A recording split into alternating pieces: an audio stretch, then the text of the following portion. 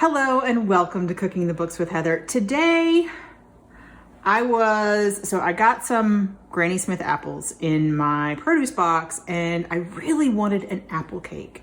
So I was looking online for some recipes and then I decided to look through the books that I've been cooking from for this channel and found apple bundt cake with brown sugar glaze from Tanya Holland's Brown Sugar Kitchen cookbook, and I decided that would be absolutely perfect. It seems like a relatively simple recipe, makes a huge cake, but that's cool. I'm sure it freezes well. Most bundt cakes do, most pound cakes do.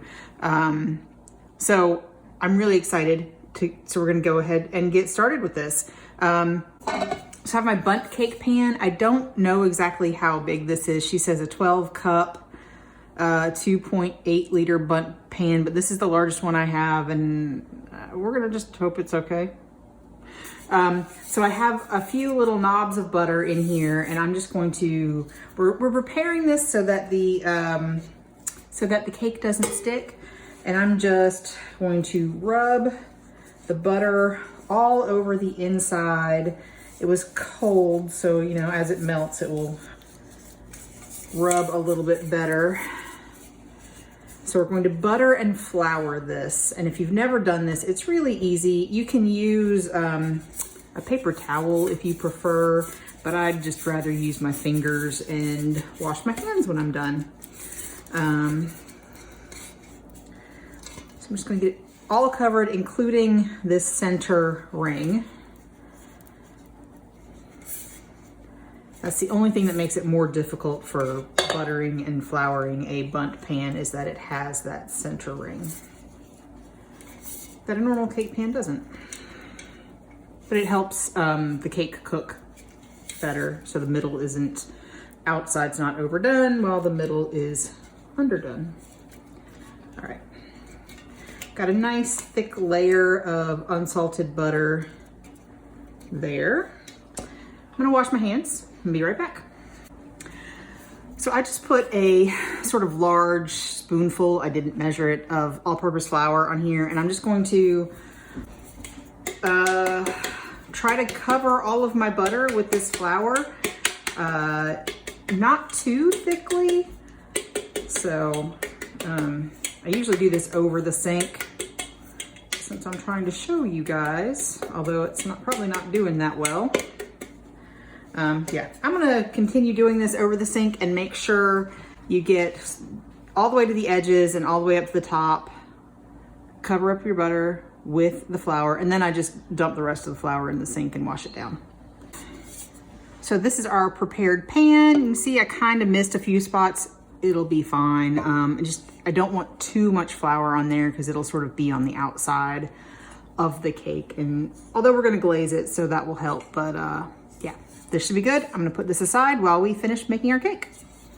Okay, so now I'm actually ready to make the batter for my cake. I have the flour already measured out in this bowl, and it's kind of a small bowl for what I'm about to do, but I'm gonna be very careful and hopefully it'll be all right. So I need to whisk together the flour with some baking soda and some cinnamon. So there we go. And I've got a teeny tiny little whisk because my sort of medium-sized whisk is dirty. So I'm just gonna get that all whisked together.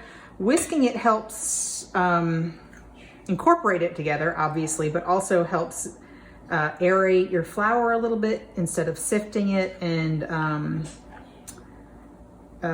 making sure there are no lumps in your flour. And so I whisked that as well as I could. Not too messy. Really good. And now I have my stand mixer with the paddle attachment, and we're going to start with eggs, sugar, oil, and salt. So first I'm gonna crack the eggs in here.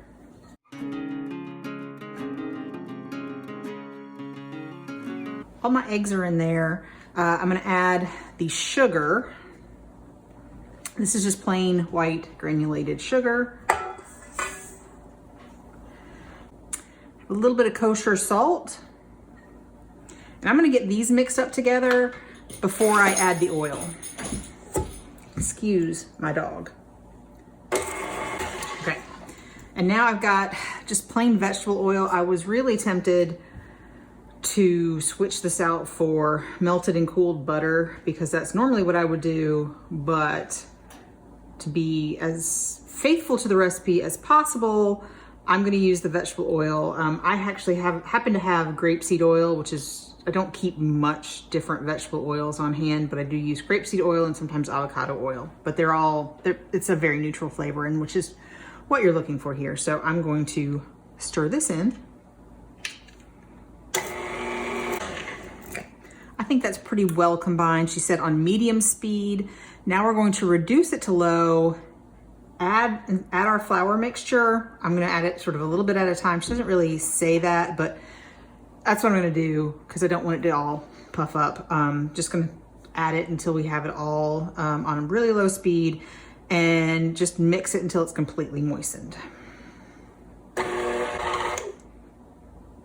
Okay, this is a much thicker dough than I was expecting, but didn't miss anything. There's no other liquid ingredients, but usually like a pound cake is sort of a thicker dough than most cakes anyway.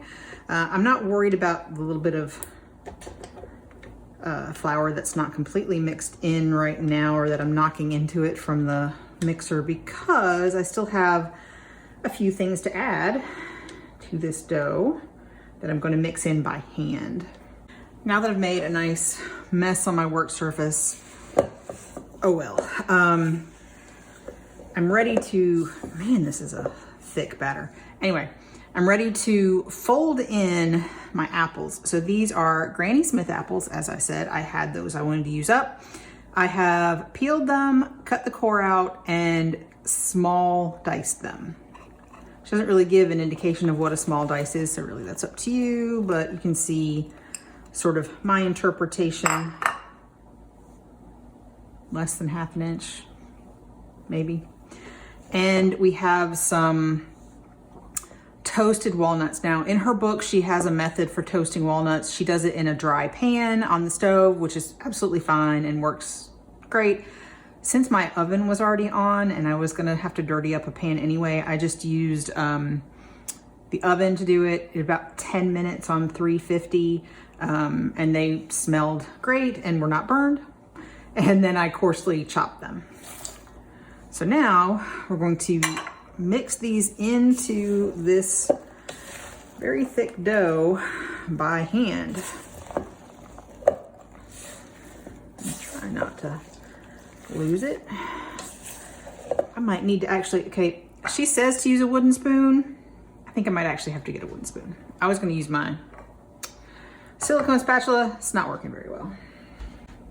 But this makes sense as to why you need a wooden spoon, because it is very thick dough.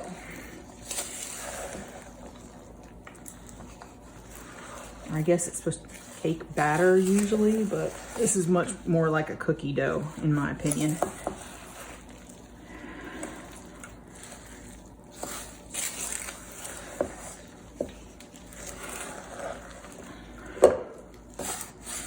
Takes some muscle. As good as I'm gonna get. So now I'm going to spoon it into my prepared pan. All right. So I've got my pan here and I'm just going to spoon it.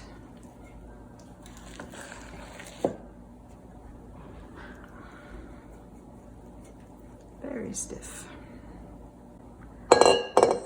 Okay, so that is all of my dough, which means this pan will probably be just fine.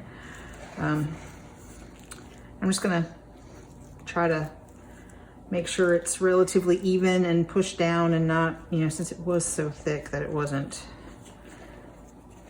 it's not too much weighted on one side, and that is it. So I've got my oven preheated to 350 degrees, as she says. And I'm going to put it in the oven for, she says, 60 to 75 minutes. So I'm gonna take it out at 60 minutes and then we'll do the toothpick test, make sure it comes out clean. And if it doesn't, we'll put it in for a little bit longer. But I can't wait to see what this looks like when it's done. You do have to put the glaze on this while it's still warm, but I'm gonna go ahead and bake it before I do the glaze so I don't over reduce it or it doesn't, weird things don't happen. So I'll make the glaze as soon as this comes out of the oven, and we'll see you when that happens. The cake has been in the oven for the full 75 minutes at this point because, and I tested it at 60 and I tested it at 70. I think it'll be fine now. We're just gonna put a toothpick in and it comes out pretty clean. Few little crumbs, that's it. I think we're good.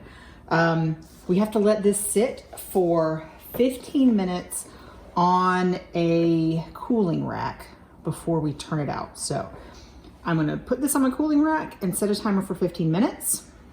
So now all we have to do is make our brown sugar glaze. This is only supposed to take about 5 minutes of boiling, but it'll take a little while to get to boiling, etc., etc.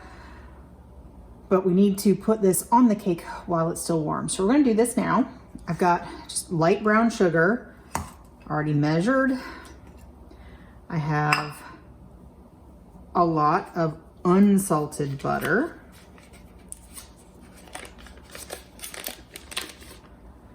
I'm just gonna put it in here.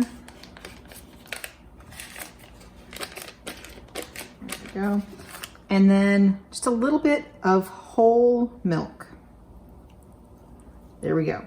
So what I'm gonna do is put this on high heat, bring it to a boil, and cook it for 5 minutes. At that point, the sugar should be completely dissolved and we'll have our glaze. So we'll see you in about 15 minutes when our glaze should be done and our cake should be done cooling. Well, partially cooling.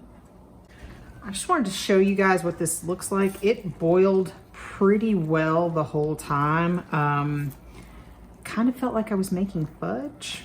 So it's very thick at this point. I'm letting it cool off just a little bit, but then I'm gonna keep it on my burner on very low heat just so it doesn't, I don't know, cool off too much and become unpourable. It kind of started smelling like it was, like the sugar was burning with it on high heat. So yeah, I think I cooked it a little bit less than 5 minutes, but hopefully we will be good. I'm gonna go put it on the low heat now that it's sort of calmed down and isn't boiling anymore. And we'll be right back to turn out the cake. Now we're ready to turn this out onto the rack. I'm gonna just kind of check and make sure. She says to sort of run a knife around it. And I think that I don't see any places where it is super stuck. So I think it's gonna come out okay. We're gonna keep our fingers crossed on that one. So we're going to put our rack upside down. And I've got a baking tray with parchment paper here because we're gonna pour the glaze over it and it'll just help keep the glaze from just being all over our rack or all over our tray. I'm gonna turn this over. Oh, maybe not. I gotta do it this way.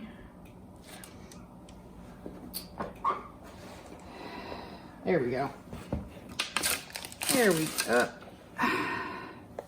Well, it hasn't slid out yet, so. This is awesome. That was awkward, but here we are. Yay, that's still there, but yay, our cake came out.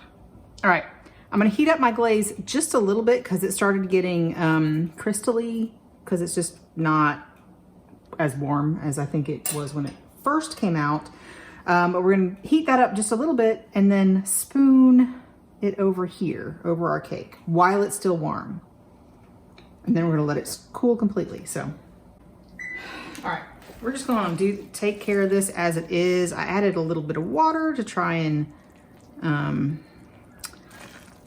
get the oil to stop separating, which is probably not a great idea. Anyway, so I'm just gonna spoon this over while it's nice and warm. I think if I had to do this again, I would wait and make my glaze after I turned out my cake. So it would not sit here for so long because it got very, very grainy. And I think I cooked it just a bit too long at first, so that was not helpful. So, glaze maybe didn't turn out great. It's not very glazy, but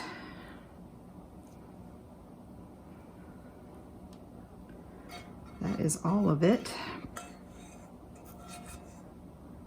And I'll see if I can make it look a little bit better. And we'll show you what it looks like and tell you what it tastes like after this.